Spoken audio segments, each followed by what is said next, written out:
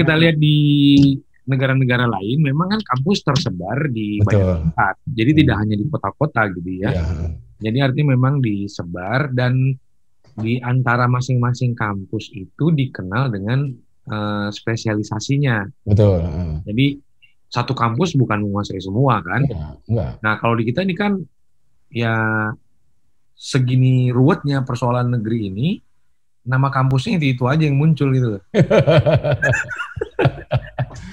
Dan itu akhirnya gak perlu disebut kan ya? Iya, nggak usah disebut. Dan itu akhirnya di kepala mahasiswa dan alumninya pun seperti itu.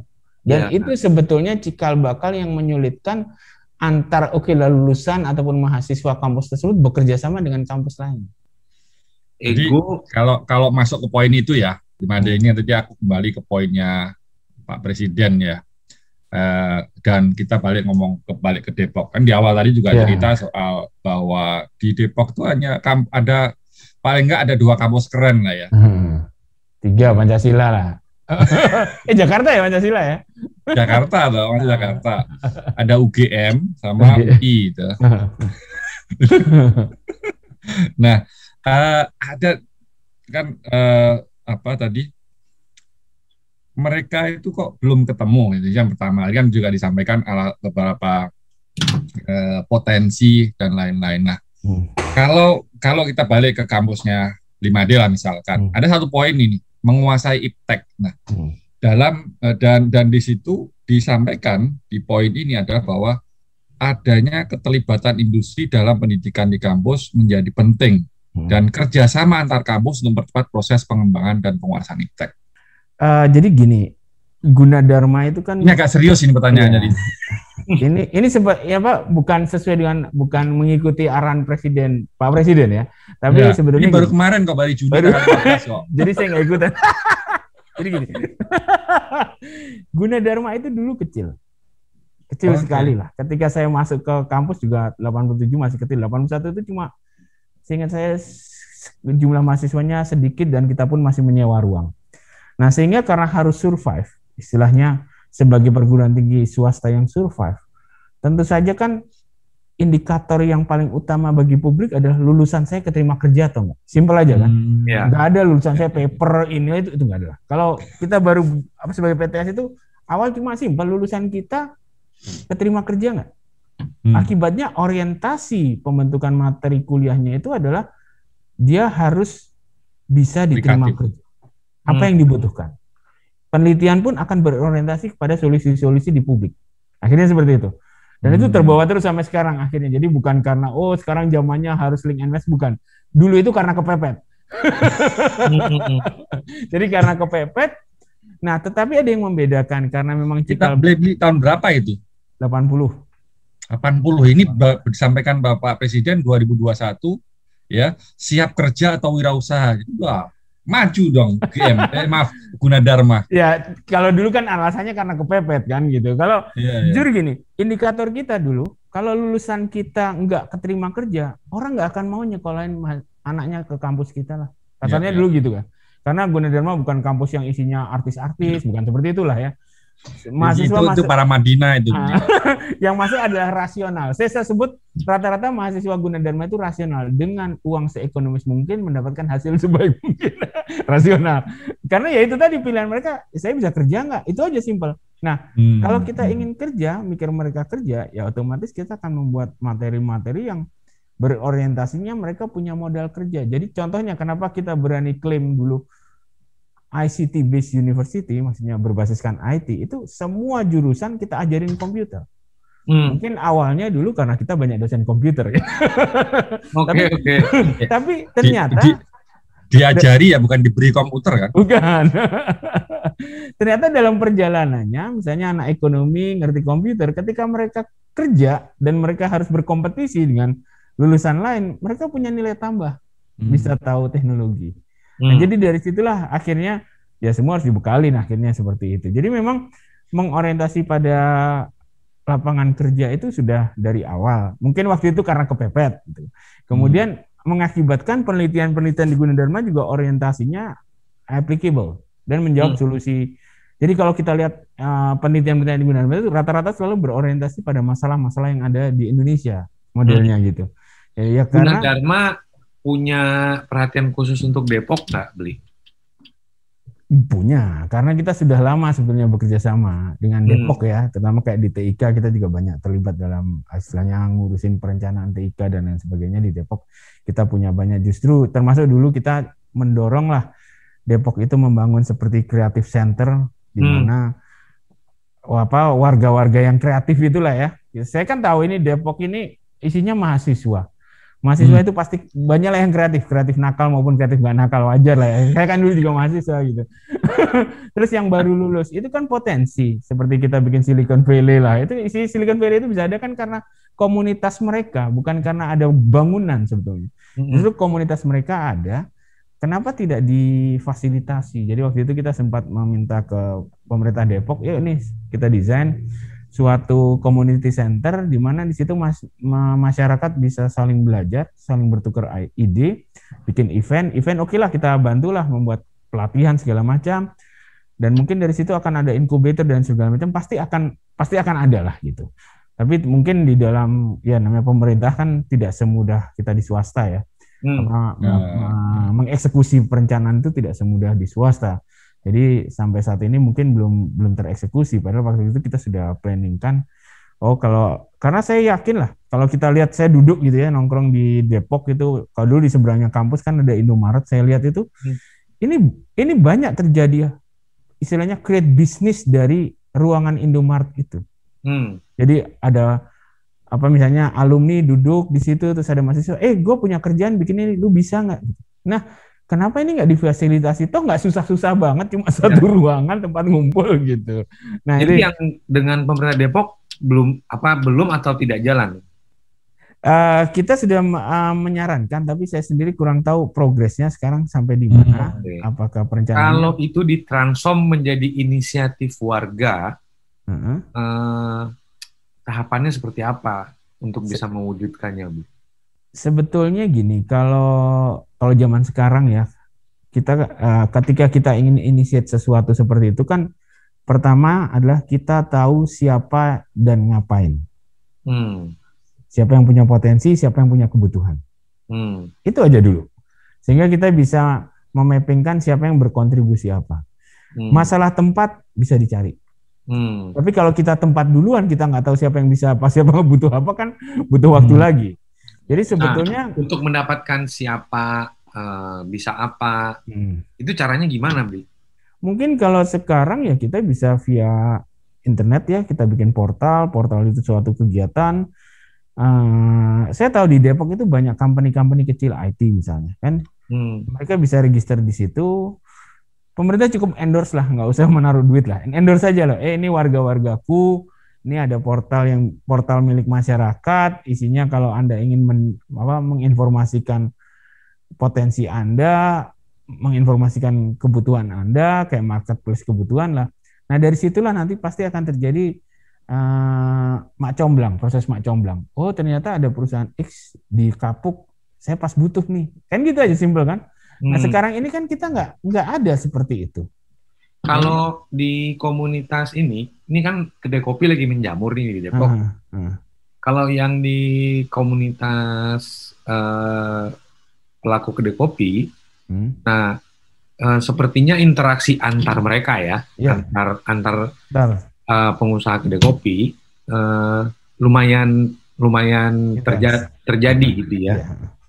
Interaksinya jalan gitu sampai mereka punya ya mungkin semacam asosiasi gitu ya. Sama yang menarik lagi, sebenarnya dari beberapa kedai kopi yang pernah saya datangi di Depok, itu memang mereka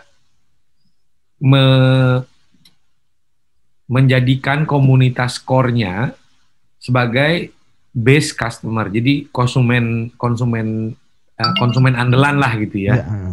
Jadi mereka punya teman kuliah, punya teman sekolah, ya 10-20 orang bergantian, hari ini datang 5, besok 5 gitu ya. Itu sebagai konsumen dasar ya, konsumen loyal.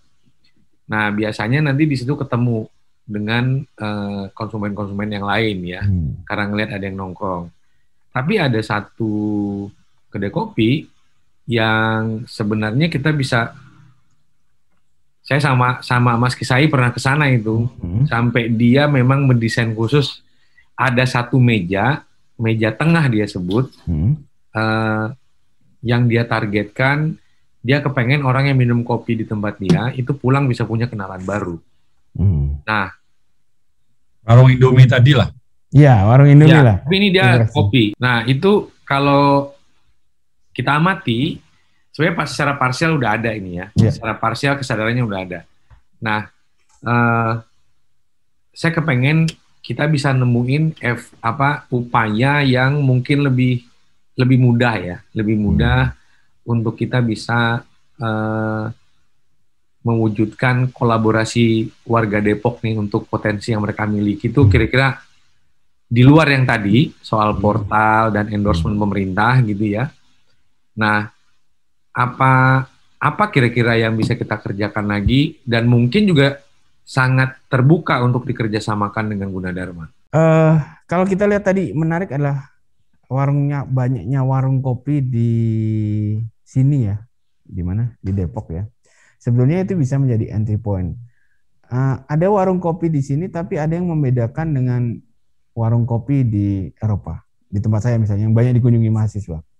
Bedanya di sana mereka punya pinboard, papan, di mana orang bisa menempelkan apa yang sedang dia tawarkan. Ya kan kalau kita di luar kan pasti ada pinboard, ada kita tawarkan, di bawahnya ada nomor telepon bisa disobek-sobek.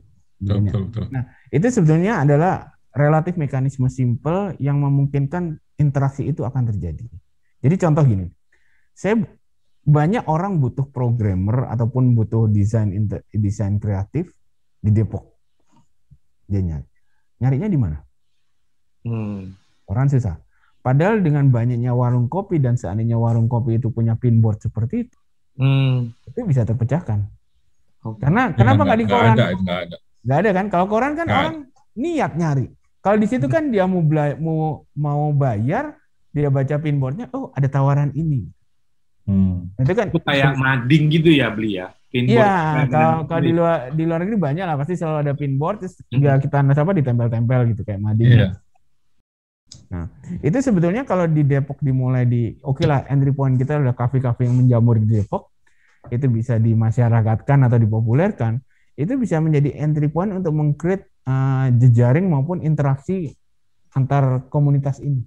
Jadi, kalau tadi kan komunitas kopi saja kan ya. Kalau ini kita manfaatkan komunitas kopi-kopi yang ada itu untuk meng-create interaksi dengan komunitas yang lain.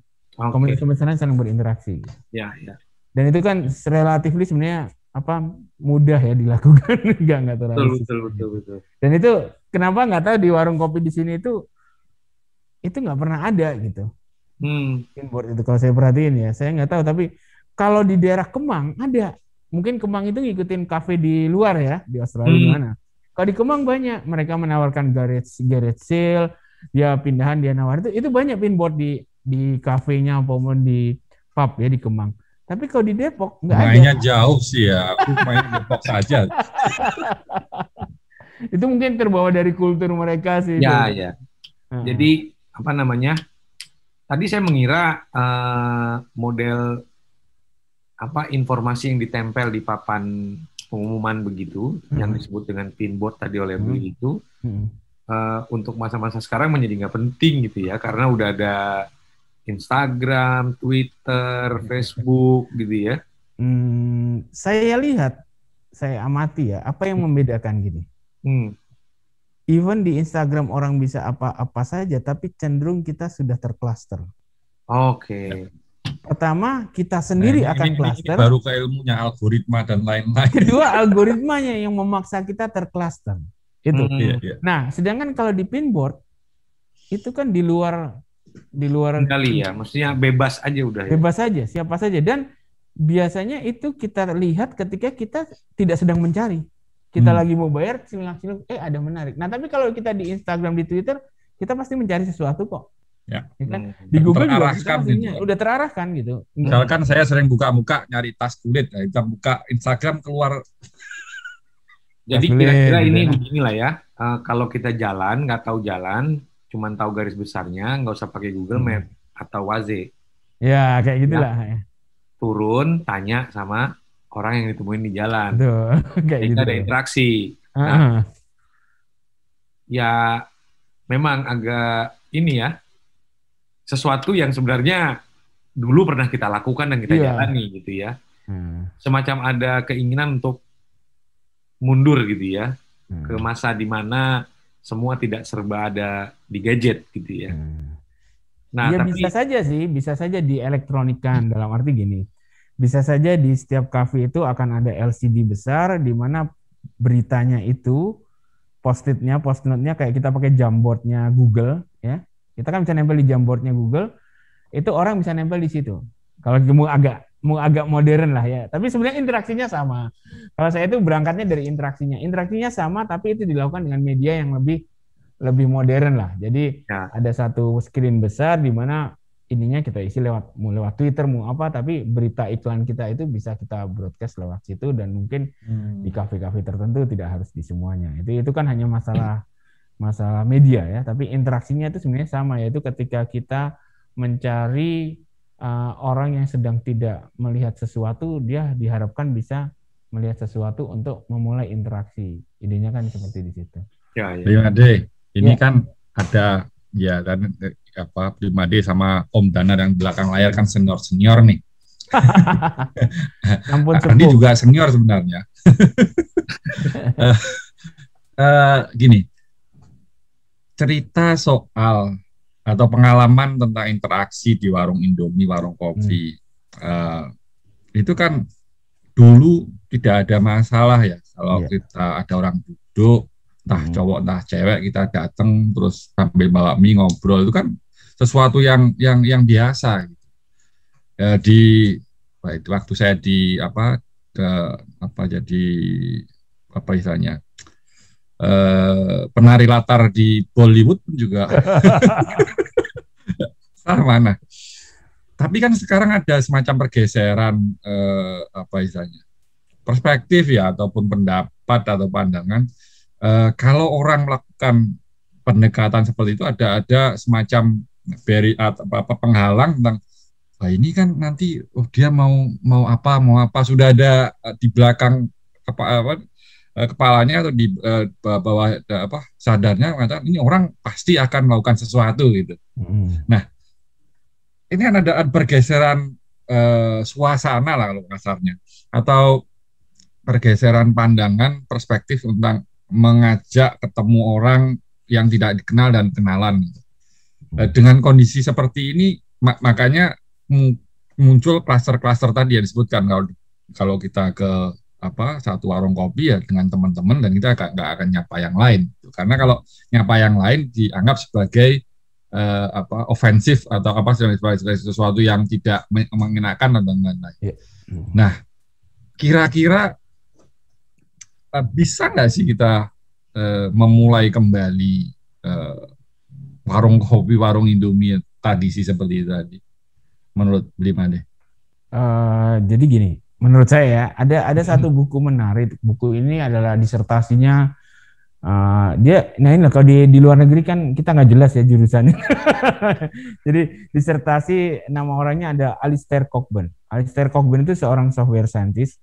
Dia menulis buku tentang people oriented software development. Nah, tapi di tesisnya, di disertasi dia itu, dia menceritakan bagaimana pola duduk grup itu akan mempengaruhi interaksi grup. Jadi jangan sembarangan membuat ruang rapat seperti ini.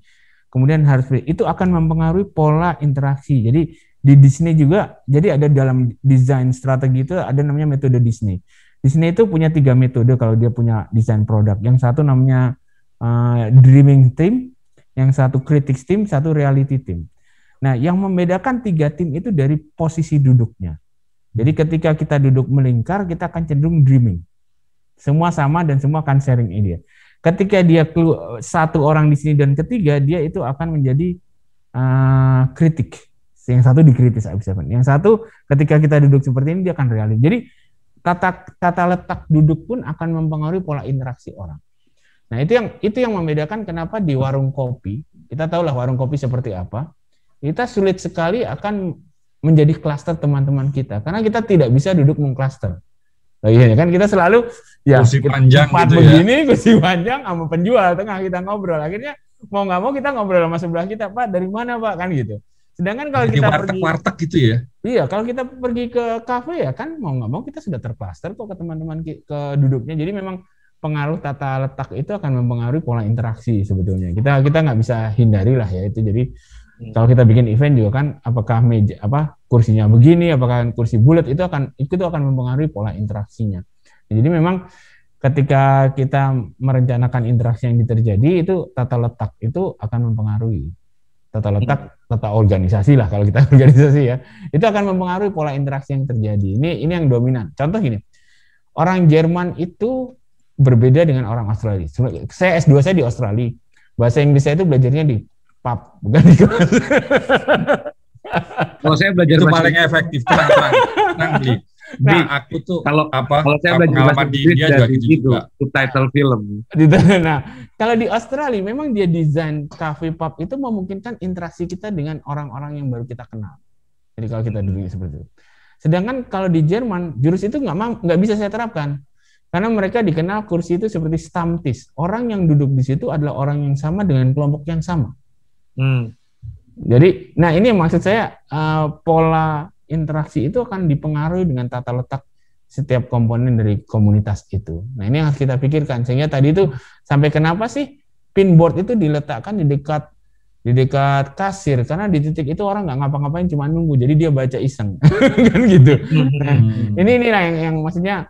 Prinsip-prinsip interaksi ini harus kita bisa terapkan. Kalau toh mau pakai secara elektronik ataupun secara apa, itu harus kita bisa terjemahkan, karena itu sangat beda sekali soalnya. Ini buat Sobat Ngopi Depok, hal kecil tapi penting, berdampak besar. Kalau punya teman yang punya kafe, punya coffee shop, punya toko, ya mungkin bisa dianjurkan untuk punya papan dinding yang bisa dipasangi informasi apa saja ya terkait warga Depok, dan itu akan sangat membantu untuk merekonstruksi atau menata ulang relasi sosial kita di tengah-tengah kemajuan teknologi informasi sekarang yang membuat kita terklaster dalam satu kelompok gitu ya. Jadi ini kita udah sangat jauh nih tercluster di satu komunitas, itu sulit untuk bisa keluar gitu ya. Jadi secara elektronik pun seperti itu gitu. Kalau zaman saya mau mulai internet gitu, kita kan lebih sering pakai IRC ya, Internet Relay Chat. Di mana IRC itu siapa aja bisa gabung. Kan? Artinya kita bisa banyak ketemu teman baru yang nggak kita pernah kenal lah. Ya. Nah sedangkan IRC. MIRC. Iya. Kalau yang tua pasti ketahuan. Aduh. Itu masa lalu. Beli, jangan diingetin. Nah, bedanya dengan WhatsApp group, kita membuat grup dari teman-teman kita saja. Betul. Kita jarang masuk nongol ke WhatsApp grup orang, kan nggak pernah kan? Kalau di IRC kan enak aja kita masuk channel orang. Masuk channel orang, masuk ASL please. Jadi sama dengan fasilitas perbincangan di Yahoo Messenger ya. Betul.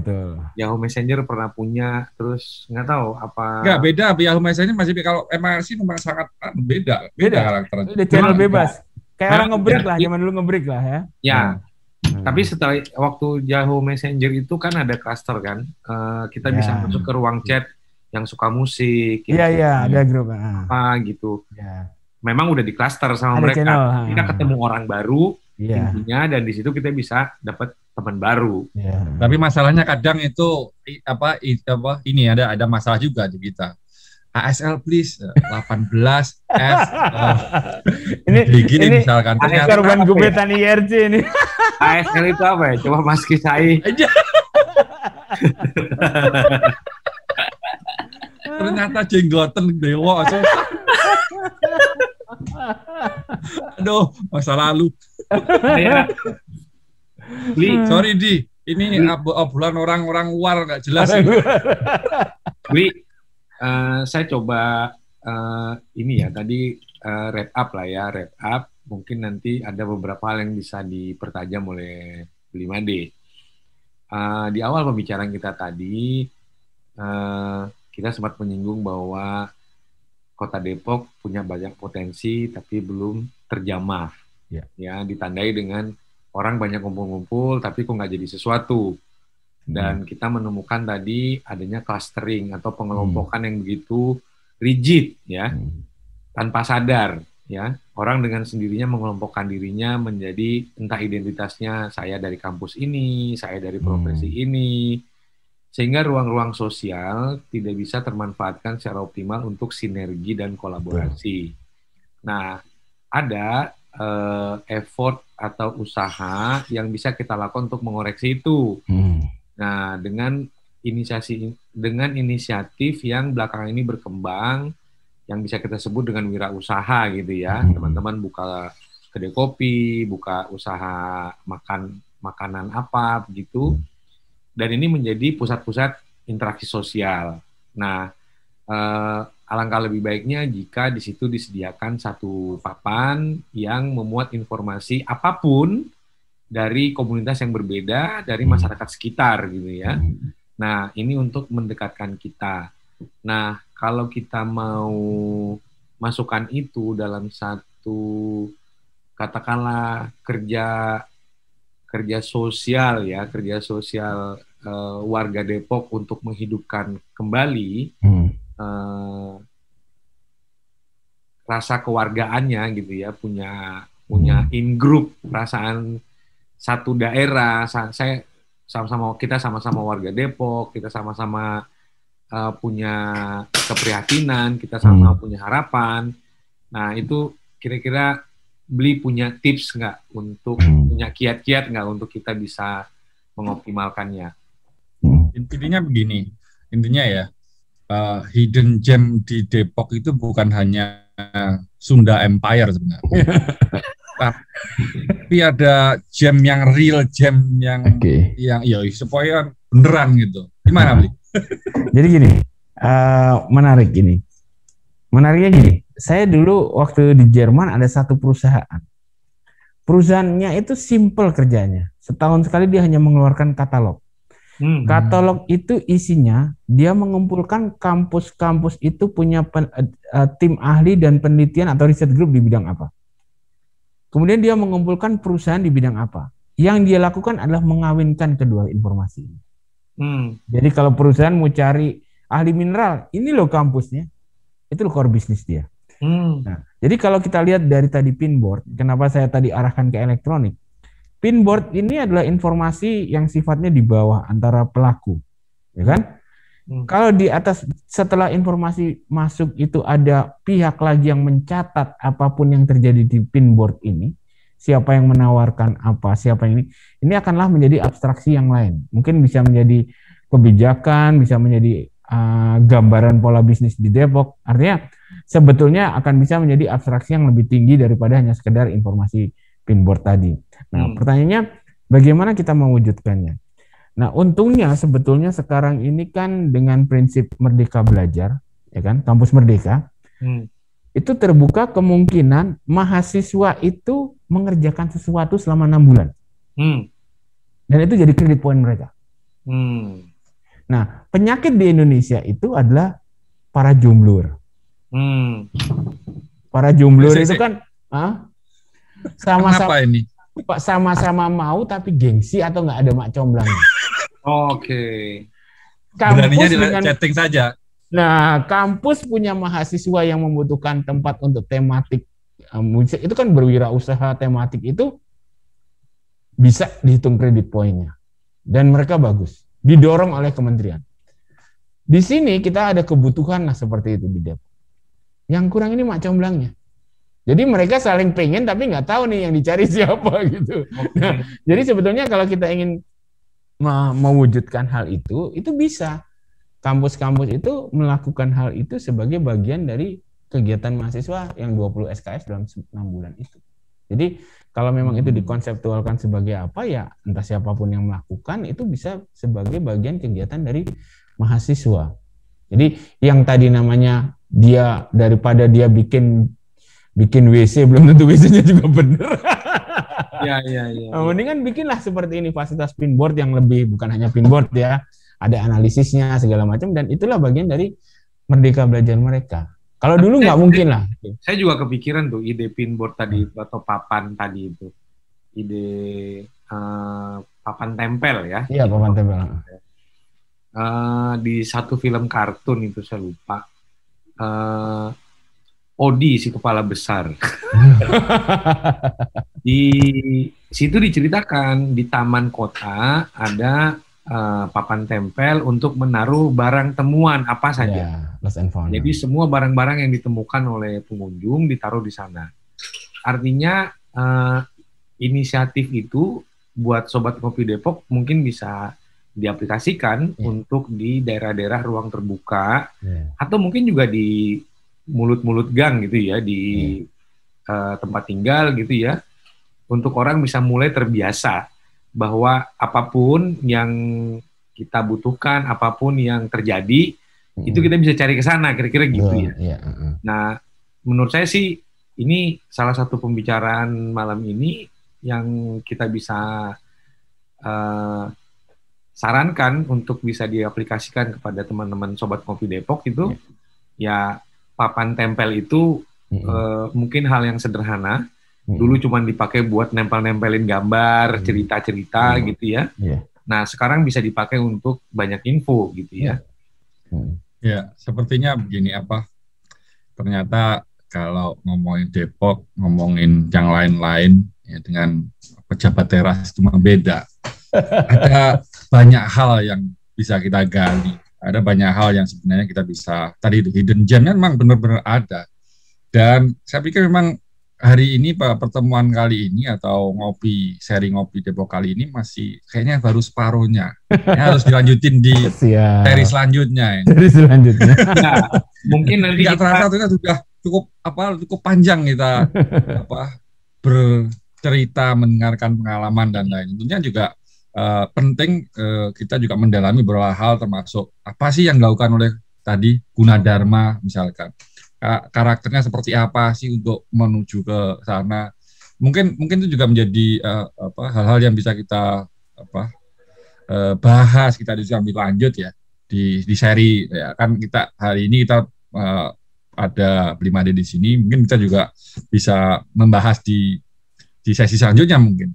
Tapi hari ini memang sangat waduh, sangat kaya yang disampaikan.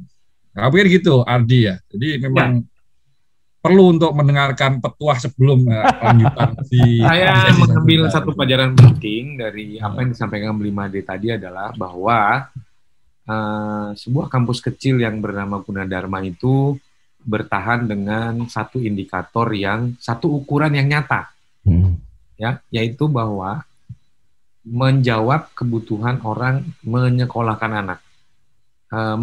Memasukkan anak ke kampus itu, kebanggaannya adalah menjadi sarjana, dan dia nggak mau kebanggaannya sebagai sarjana redup karena anaknya tidak bisa bekerja.